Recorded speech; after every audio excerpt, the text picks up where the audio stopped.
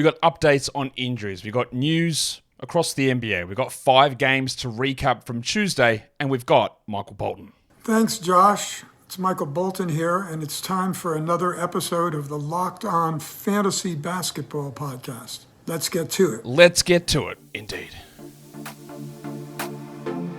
You are Locked On Fantasy Basketball, your daily fantasy basketball podcast, part of the Locked On Podcast Network.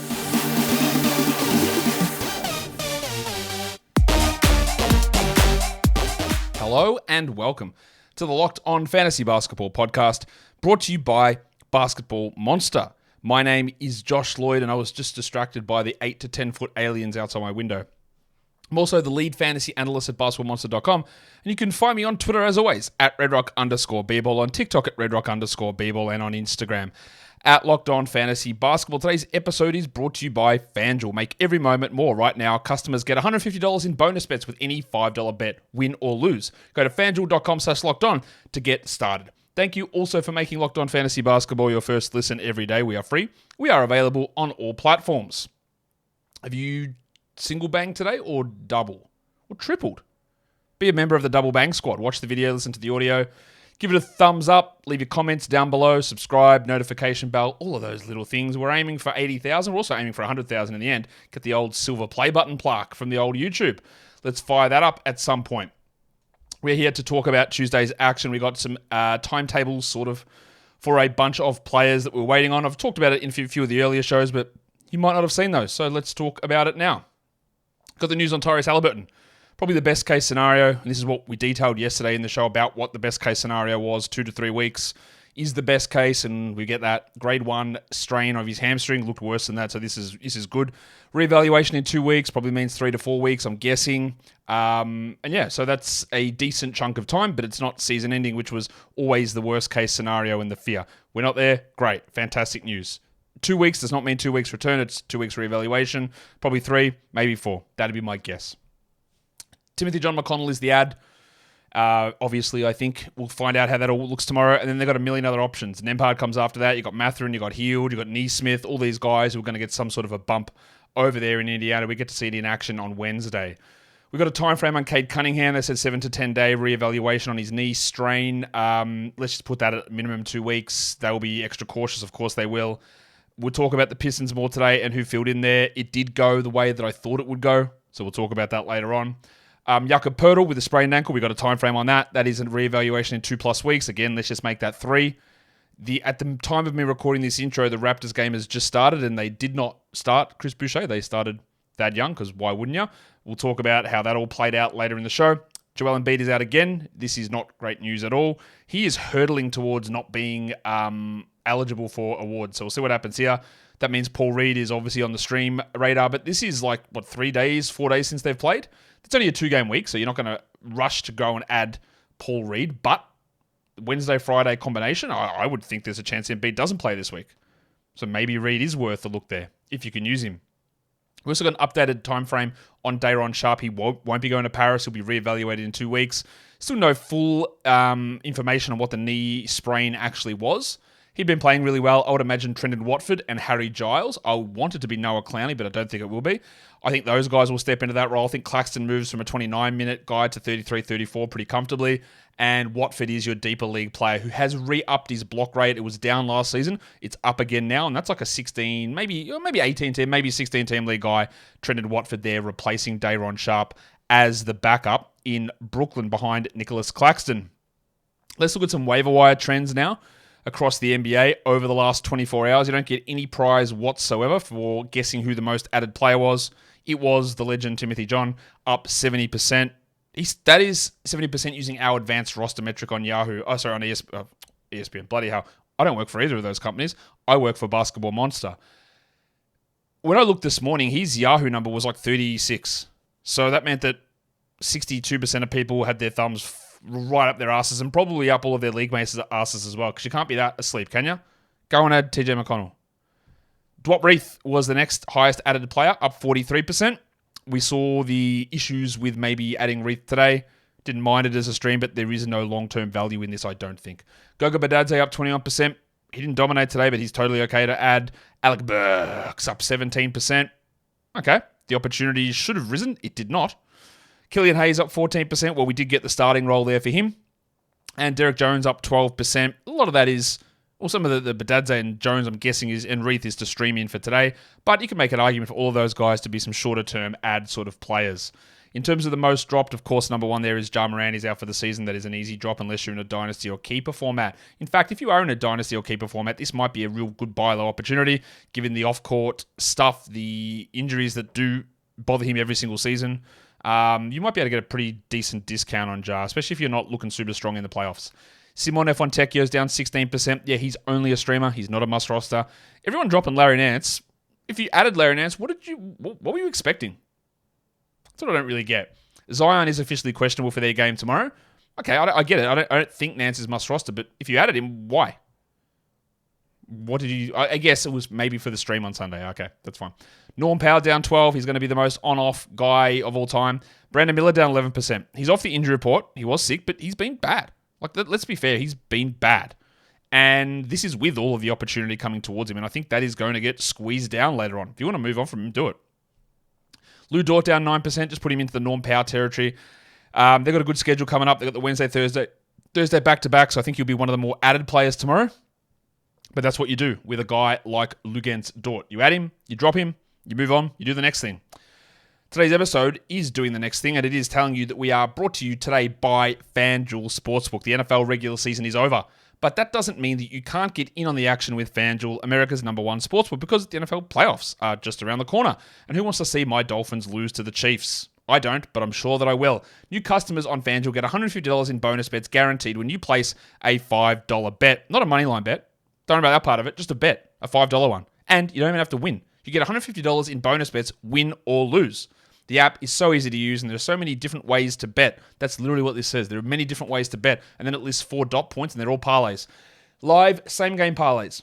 Make a parlay in the Parlay Hub. The best way to find popular parlays is by looking in the Parlay Hub and see what other parlays people have created. And you can look at all the many types of bets, which do include, coincidentally, parlays. You can also find bets in the new Explore tab. And I'm going to gather that in the Explore tab, there'll be some parlays there as well.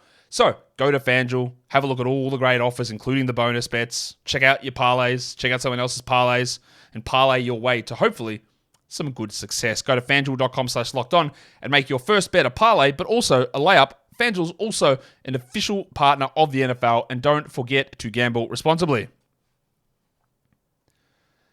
Okay. Let's crack in now and look at games. First one is the Minnesota Timberwolves getting pretty comfortable there against the Orlando Magic. Pretty easy victory in the end for them. As my scores update here, 113 Minnesota, 92 to the Orlando Magic. For the buy low, sell high show we did earlier today, an awful lot of buy low bumps happened. Rudy Gobert, 34 minutes, 21 and 12, 1 steal, 3 blocks. He was on the buy low. I said, what's going on? Well, hasn't got blocks over the last 2 weeks. Well, here you go. 3 of them. Maybe that buy low window's closed. Karl Anthony Towns went crazy, especially early. 28, 6 and 5, 3 steals, 5 threes, 58% shooting. Fantastic game. Mike Conley, 31 minutes. And they're on a back-to-back. That's a lot of minutes for Conley. We'll see what happens with that tomorrow. He had 11, 3 and 10 with 2 steals. And Jaden McDaniels, one of his better games. 15 and 9, 35 minutes. I don't think you need to roster him. Said that many times. Said that all the way through the process. If you want to have him, by all means do it. It's okay to, but you don't have to. Naz Reid, 21 minutes, 13 and 10. That's a good double-double in limited minutes. But still, he looks to me more of a 14-team must, 12-team stream. While you can go here and look at Goose Anthony Edwards and say, well, that stinks, doesn't it? 6, 4, and 3, because it does stink. No threes, no steals, no blocks, 29% from the field, shit from the line. In fact, that's got to be close to in contention for dud of the night. I won't spoil it because I don't know what it is yet, but I'll tell you about it later on. But he did have an early trip to the locker room. He had a couple of early fouls as well. I think he had 2 fouls in the first couple of minutes, and that limited him. Then they were up big. They didn't need to bring him back in, even though they did towards the end. Just chalk it up to a shit game. Simple as that. For the Magic, they were still without Franz Wagner, John Isaac, Joe Ingles, Gary Harris, and Wendell Carter Jr. So we got big performances from most improved player candidate Jalen Suggs. 20 points, 4 threes, 5 rebounds, 3 steals. He is a must-roster player. More so in categories than points, but he is a must-roster player. They are not starting Anthony Black anymore. Mr. Black. Oh, that was bad. Let me try that again. Sorry, Mr. Black. There you go.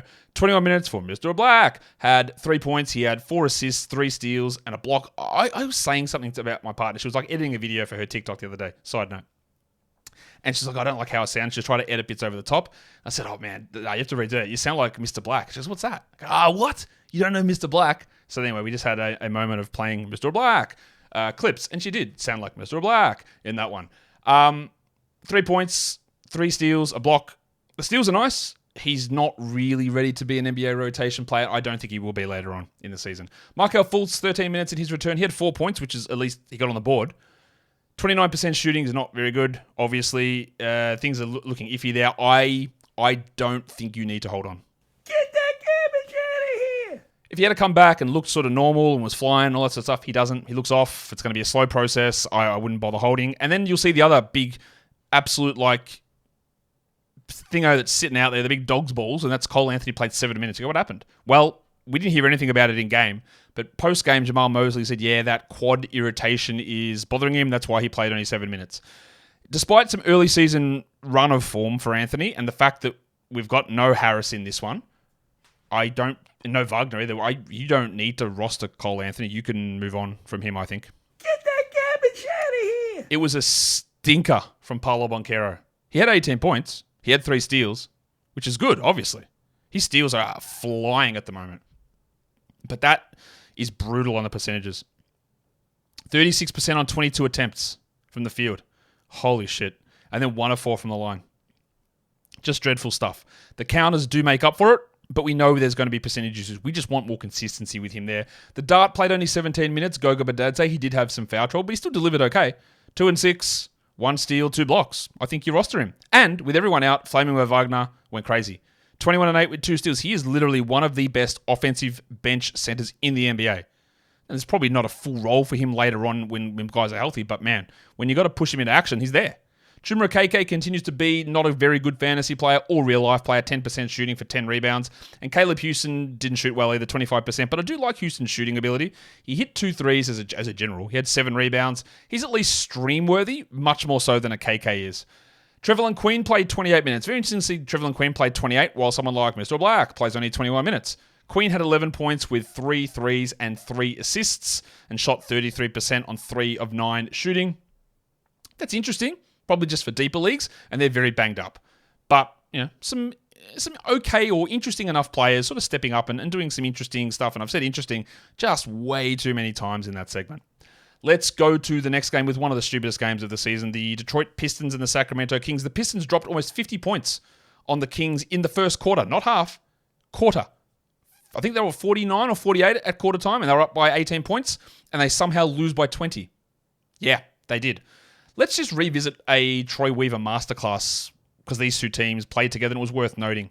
Troy Weaver traded away Josh Jackson, who's obviously bad and out of the league, but he traded away Trey Lyles, who was not a very good player for Detroit, and then coupled draft picks with it to acquire Marvin Bagley, a restricted free agent who is terrible, and then re-signed Marvin Bagley to a 3-year, $40 million contract that no one was going anywhere close to matching. And in this game, Trey Lyles played 32 minutes and was really very good, while Marvin Bagley was a DNP CD. This is how you get into the situation you are with the Pistons, by trading away draft picks and players for James Wiseman, trading away draft picks and players for Marvin Bagley, and then guaranteeing him a contract that nobody in their right mind would pay. That's how you get into these problems. Speaking of paying someone that nobody else would have paid, Harrison Barnes played 14 minutes for 0 points. He's done. It's part of why I hated the Kings offseason is giving away a draft pick for nothing. Oh, but Josh, it was actually just to get off the contract of Rashawn Holmes. Cool, didn't do anything with it. Re-signing Harrison Barnes when you probably just could have let him go or worked out something else to get somebody else in. Standing pat on this team, there's a good win from there, but some of the decisions were curious. Barnes looks washed. I don't know. He was not a good fantasy player last year, but he was serviceable as an NBA player. He's not that anymore. In fact, he's the 200th ranked player for category leagues this season. Still rostered in 22% of 12-team leaguers, so you guys, good work. You don't need to roster Barnes pretty clearly. While Vanderpants moved back into the starting lineup after a nice 17-point explosion in the last game, he had 4 points in 29 minutes on 18%. He had 5 assists with a steal and a block, but don't get sucked in by the big fella. I know it's alluring to add Kevin Huerter. I know there's the charm, there's the leprechaunish good looks of Vanderpants. Don't do it. You don't add him. Trey Lyles way better than Harrison Barnes at this point, coming off the bench. While Darren Fox 26, 3 and 4, 2 steals. Good game. Not fantastic, but good. Keegan Murray was also good. He had 32 in 35 minutes with 2 blocks on 77%. Elite shooting, and so was Sabonis at 77%. Sorry, 76%. 37, 10, and 13 with 3 steals in 38 minutes for Domas, who put together a huge performance. Both Sabonis and Murray were massive. And Malik Monk played only 28 minutes, but he had 20 and 9 with a steal and 2 blocks, and he is clearly their starter. They just don't play him as a starter. He's 55th over the last 2 weeks, top 100 for the season, and he's absolutely a must-roster player in basically whatever format you're playing. They recently cut Juan Toscano Anderson and then re-signed him to a 10-day, and then he played 14 minutes off the bench here, ahead of Sasha Vezenkov, JaVale McGee, starting legend Chris Duarte. We didn't do anything with Toscano Anderson, but just an interesting rotation decision for the Pistons. For my Pistons, there was no Cade Cunningham, of course, so they did the thing that we thought they would do, and that is start Killian Hayes. But the guy that I wanted you to go and add if he was there was Jaden Ivey. 22, 5, and 6 with 2 steals and 2 threes. Now, he's not available in most spots, and he probably won't be this good every game, but he's still the priority. He only shot 41%, but the usage was up, the ball handling was up. These are all the things we expected. Well, Killian Hayes.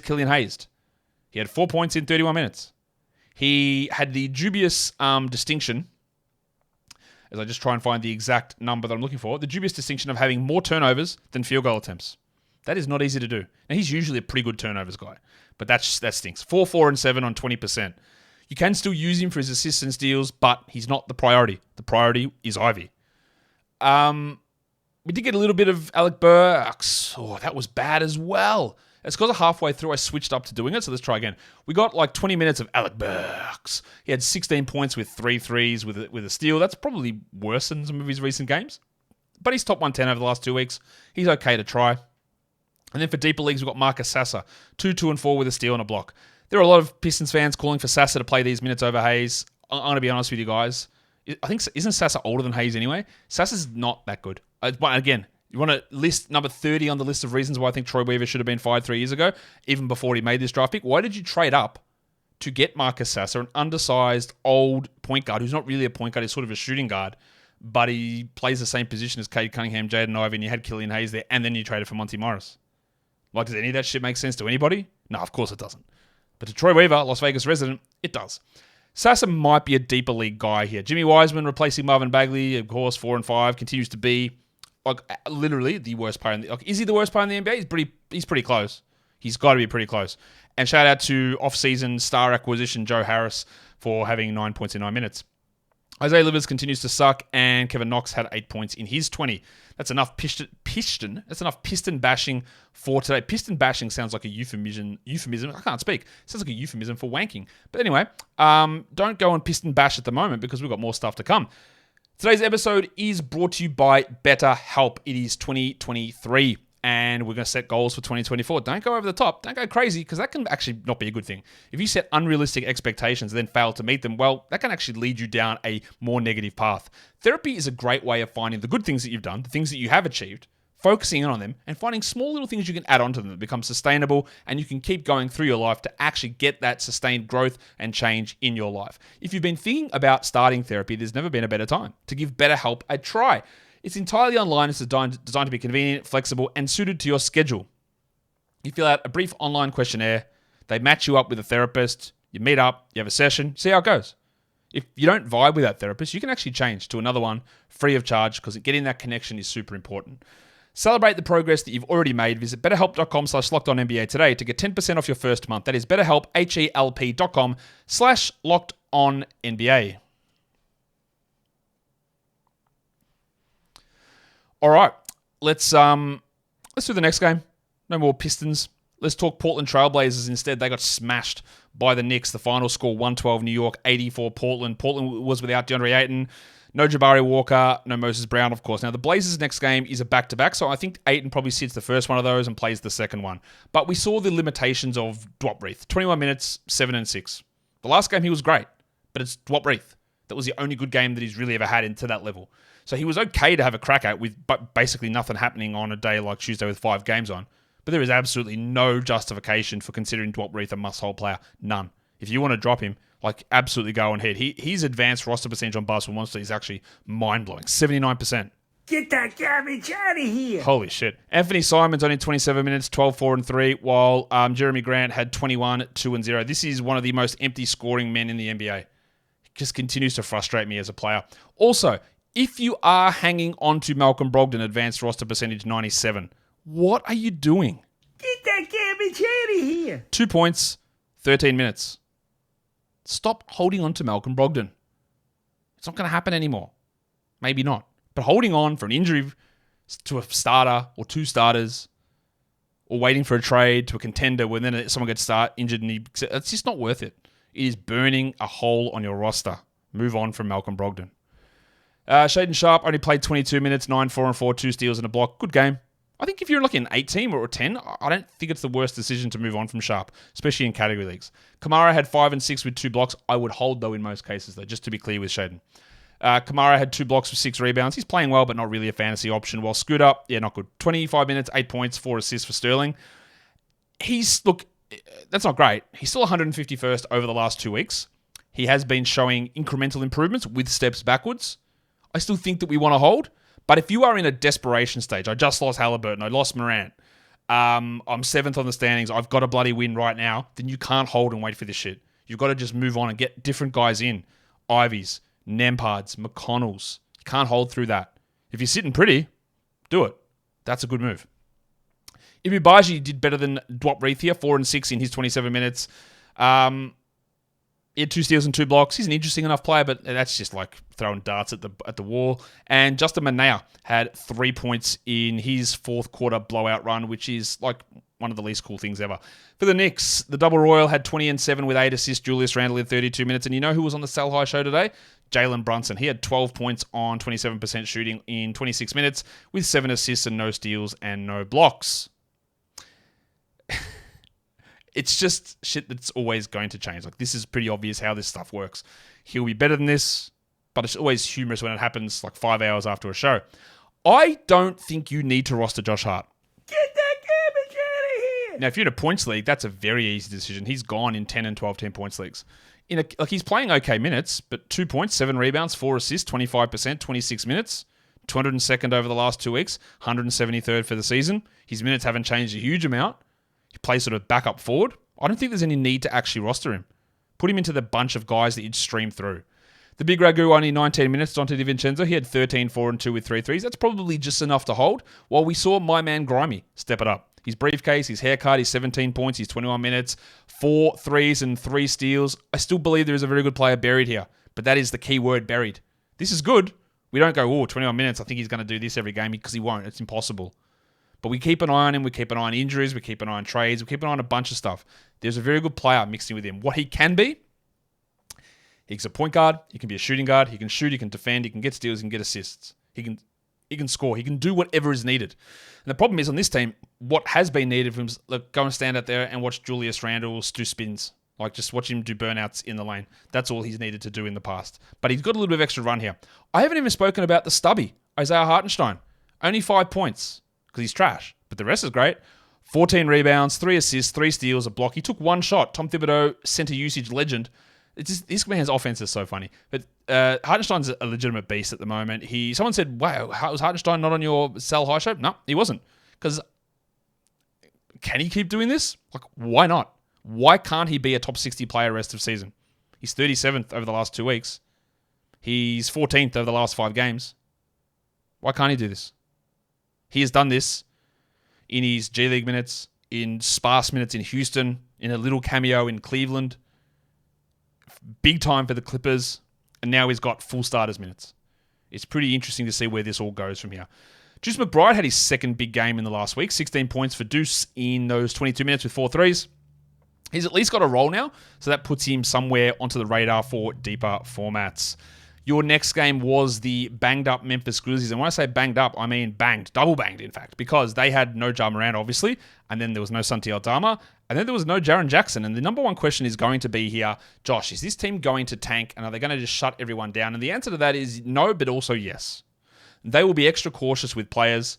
But they don't need to sit those guys to lose games. We saw them be 6 and 19 without Ja Morant to begin the season. Now, of course, they went and won this game 122-103 over the Mavericks, so who knows what's going on.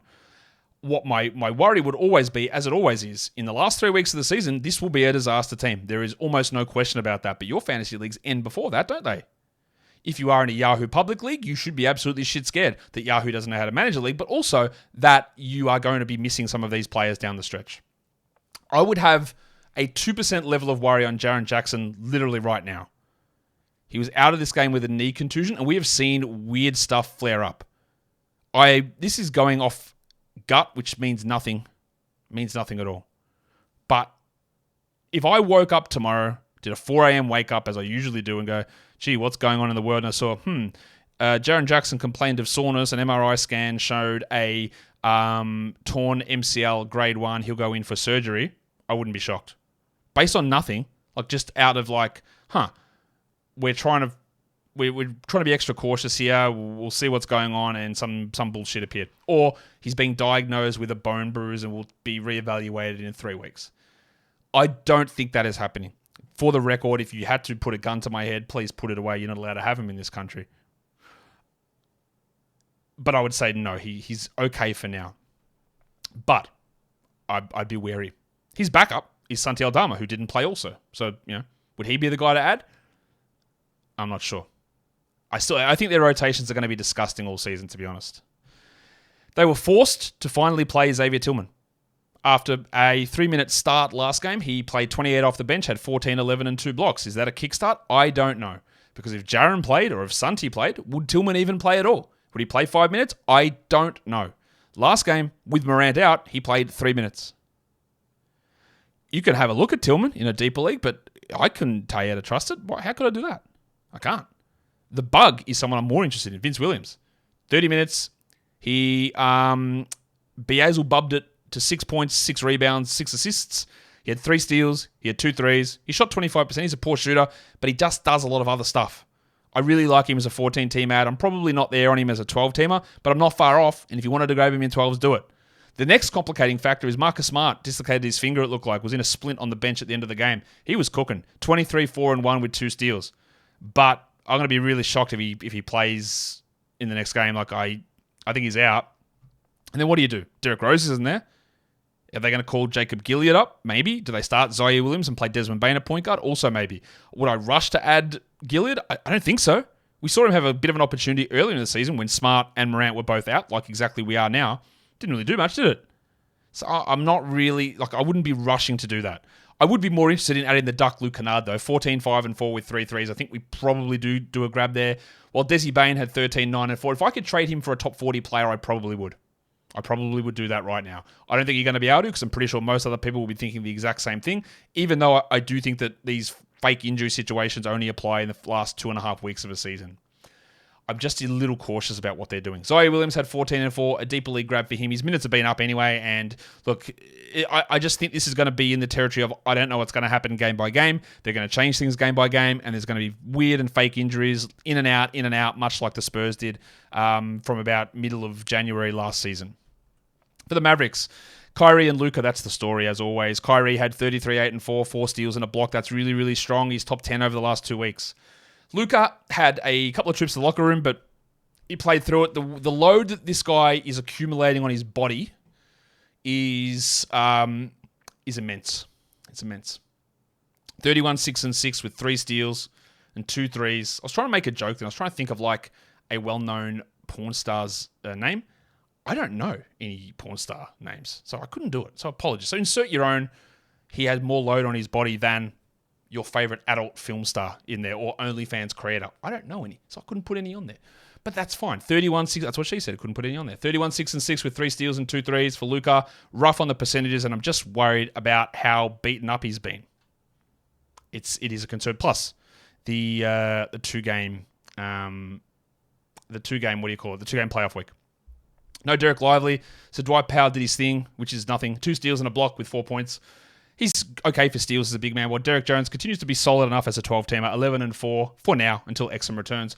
Hardaway had 9 points. He's just a point and 3 streamer. And Joshy Green played, and that's about all I've got to say about him. He had 0 points in his 23 minutes. This is a terrible loss for the Mavericks at home with a Grizzlies team with nobody in. That is just a lack of focus and a lack of execution, and that's bad. All right, the final game of the day, the Lakers pull it out through sheer grit and determination against the Toronto Raptors, 132-131. The final score, the Raptors, they were without Jakob Poeltl, and they'd been playing Chris Boucher as the backup center along with Jonte Porter. So, of course, they started Thad Young and played him almost 30 minutes. Why wouldn't you? Old man who's looked washed for 2 years, who's never been a part of the rotation, and then play him gigantic minutes. I did not see that coming in the slightest. I have been very much on record saying that I think Chris Boucher is entirely overrated, not only as a fantasy player, but as a real-life player, and a lot of people have bitched and moaned about previous coaches and not playing him where they were right not to play him. But I made a mistake in not even thinking about that. I thought, they're going to have to play Boucher. What the hell are the other options? They're not going to run Thad Young out there, who's literally not even a center anyway. They don't have Christian Koloko available. Boucher's been playing better the last 3 or 4 games with a little bit more trust from Darko. So I thought they'd go that route. Well, my old rule of never trusting Chris Boucher, should have listened, shouldn't I? As for Thad, he played 29 minutes. He had 10, 5, and 4, 3 steals and a block. That is a totally reasonable line. I would look to that as a 14-team league guy. You want to do it in 12, that's totally okay as well. They play again tomorrow, so whatever. I will also say that maybe there's a possibility that this was the case for this game because it was an Anthony Davis matchup, and Chris Boucher is like a twig. Jonte Porter's young and inexperienced, so you wouldn't maybe be able to do that. Now, tomorrow they play against Ivica Zubac, who's also strong as shit, so maybe there's a problem there and Thad Young can hold up. And their other games are against the Jazz and Walker Kessler. It's the Celtics and Al Horford and Porzingis. It's the Heat and Bam Adebayo. So it's not a great stretch in terms of centers that maybe Chris Boucher could take advantage of, but I'm not convinced that they're just going to run 29 minutes of Thad Young. I'm not. But I also didn't think that he'd play any more than, say, 16, 17 minutes today. And I was wrong on that one, obviously, as well. So take all that into consideration. Rowan Barrett is a huge sell high. 23, 10, and 5 with 2 steals, 77% shooting from the field, and there's your big indicator. Now, I love the fact that he got 2 steals. The 10 rebounds and 5 assists are really good. He never really flashed any of that stuff in New York. But his last 2 games have been elite, out-of-control shooting, which has no chance of holding. There are plenty of RJ Barrett stands around. All of you Toronto crazies are out there. The people who are Duke fans are out there. People who are from New York who might have liked him. Not many of those guys left. And they will buy into it. In a points league, Barrett absolutely is a must-roster player, has been the whole way through. Category league, I still don't really buy it. But if you want to buy in and think that the change of scenery has changed all of his basketballing abilities, totally go for it. That is okay. I won't be. But I also understand that he's just not going to be a 75% shooter. That is not going to hold. He's going to come down in that regard. That is going to happen. So just be aware of that. We'd have to worry about Scotty Barnes' rebounds. They are a real concern. 26, 3, and 6, 3 rebounds. Being the primary point of attack defender has really limited the ability to get rebounds, and that's going to have an impact on value. Now, his line is still good, like 26, 3, and 6 with 2 blocks, but just be aware of that. Pascal Siakam, 25, 4, and 3, did a little bit of damage at the end of that fourth quarter, and quickly fouled out. That's why the low minutes, 21, 5, and 5, but continues to put up pretty strong numbers. Dennis Schroeder got the extra minutes because quickly fouled out. He had 10, 2, and 6. Thad Young also got extra minutes because quickly fouled out. He wasn't closing the game, Thad. And then when quickly fouled out, they put Thad in for a little bit and put Schroeder in there for some of it as well. And then on to Chris Boucher. This is, one of those frustrating things where he'd been playing more in the previous game. Shout out to Day'Ron Sharpe. And then the starter goes down and he plays less. 14 minutes, 2 points. He did have 7 rebounds. He did have 2 steals, which is still really solid. I added him in one of the Locked On Fantasy Basketball Bowls. I will probably hold for one more game. But if they run with this same minutes distribution again, then I won't. I won't do it. We'll see what happens.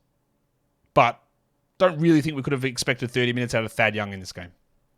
But we got it. On to the Lakers. Tone Davis continues to put up huge numbers. 40 minutes for Anthony. He had 41, 11, and 6. He shot 77 from the field, which is ridiculous. He went 13 of 14 from the line. Continues to be really good. He's actually the number 1 player over the last 2 weeks. LeBron James had 22, 5, and 12, while the Crucifix, Chrissy Wood, 14 and 4 with a steal and a block. He's been better since replacing Jackson Hayes. There was a little bit of on-court stuff with him in this game here. We're not adding him outside of a maybe stream on low-volume days. Austin Reeves, it is a buy low there for him.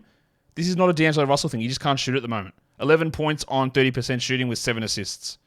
That's 2 games in a row where he's been 30 or lower. Like, that'll come back to normal. While D'Angelo Russell played 31 minutes last game, and then he had 17 here. 11, 1, and 5 for D'Lo. This is the frustration with him. I do think he is a somewhat hold, but when you come off the bench and you could play 30 or 24 or 15, it makes it hard to be a must-roster player. Taurean Prince was fine enough, 11 points, 2 threes, 2 steals. He's just sort of streamable in those 12-team formats. Also, I'm sure the Raptors fans are just waiting for me to tell you how bad you got screwed by the refs rigging the game towards the Lakers. Yeah, probably a bad call in there. It happens, man. Like, yeah, I know. It happens. It happens. Bad luck. That's what happens. That is the end of the recap of the games. Let's go in to do what we need to do now. Let's do a stream of the day review. How did that go down for Tuesday? Well, the 10-team stream of the day was the big Ragu, Dante DiVincenzo, 13, 4, and 2 with the steal. Not bad. That's all right. The 12-team stream was Badadze, 2 points, 6 rebounds, steal, 2 blocks. Not terrible. Killian Hayes in the 14-teamer. Like, I would prefer more, but 4, 4, and 7 with a steal goes okay. You'll notice a distinct lack of scoring with a lot of these players. The 16-team stream of the day was Dwight Powell. He had 4, 4, 3, 2, 1. Lucky that he can count, although he missed the first number. Nice steals for Dwight. He's just a deeper league player. And then your points league one, obviously not good. Killian Hayes, 16 points in Yahoo and 11 points for ESPN Fantasy. That is very much not good, as is Killian Hayes. Let's look at the monstrous line of the night. Goes down to 2 players, I think, here. Well, I know that it went down to 2 players, and I know who the 2 players are, but I'm going to go between 2 big men in California. And the winner is Domantas Sabonis, who had 37, 10, and 13 in a crazy game against the Detroit Pistons. Your waiver wire line of the night, best player that is rostered in under 50% of leagues. We are heading to New York and going with the big fella, the small fella, Quentin Grimes, who had 17 points with 3 steals. I would love for a consistent 28-minute-a-night role. It's just not going to happen. Your young gun of the night. Who is this one? Is it someone that I love, someone that I hate? Is it someone that I don't have any feelings strongly about? Well, it was Keegan Murray. He had 35 points with 5 rebounds and 2 blocks. Another really strong game from him against the Pistons. He really showed them who was boss. And then your dud of the night, the worst performer today, who was rostered in over 70% of Yahoo leagues. It is, of course, the one and only guy that shouldn't be rostered in 70% plus of Yahoo leagues, and that is Malcolm Brogdon. You reckon you could jack him? Get that garbage out of here! Let's take a look at the top 6 players now to get this show rounded out. Your top 6 players for category leagues today, as I just try and find the right number. That's the wrong one. That's the right one. Number 1 was Domantas Sabonis, followed very closely by Anthony Davis, Keegan Murray, Kyrie Irving, Rudy Gobert, and teammate Karl Anthony Towns. Your top 6 players under 50%. Grimy at number 1, followed by the Duck Luke Kennard. Not a bad guy to look at. Jaden McDaniels on the fence still. Thad Young, really good game. Not convinced that it's going to hold, but if you want to take the flyer in 12, go for it. Go for it. I think probably more 14, but go for it. Mo Wagner, if Wendell is out, we definitely jump back onto Mo. And then Christian Wood at the bottom of that list. Your top 6 players in points leagues. Number 1, Sabonis, followed by Anthony Davis, Kyrie Irving, Luka Doncic, Karl Anthony Towns, and Keegan Murray. Lastly, what are some takeaways from today? Well, I think we've got to add Jaden Ivey if he's there. He is the guy over Killian Hayes. We go look that direction. I think in Memphis, there are 2 guys I'm looking at there. It's Luke Kennard and Vince Williams, especially now with the MRI coming for Marcus Smart. 2 guys that we can drop, Josh Hart, Marco Fultz. I don't think we need to be holding onto them. You can throw Malcolm Brogdon into that mix. You could put Thad Young on that list. Again, I'm not fully convinced there. I'm still holding Boucher probably for one more game, but tomorrow will be really telling in our evaluation of how all of that pans out. And that brings us to the end of the show. Don't forget, if you are wanting to become a double banger, it's really easy. All you do is listen to the audio, you go and watch the video, and then when you're over on the video side, you subscribe, you hit thumbs up, you win Need Award, you leave a comment. Tell me, how bad did the Raptors get hosed in that game? Is the game rigged? Is there magnets in the ball and in the rim for the Lakers? Are the refs on the take? Tell me what you think. Drop it down below in the comments. Guys, we are done here. Thank you so much for listening, everyone. See ya.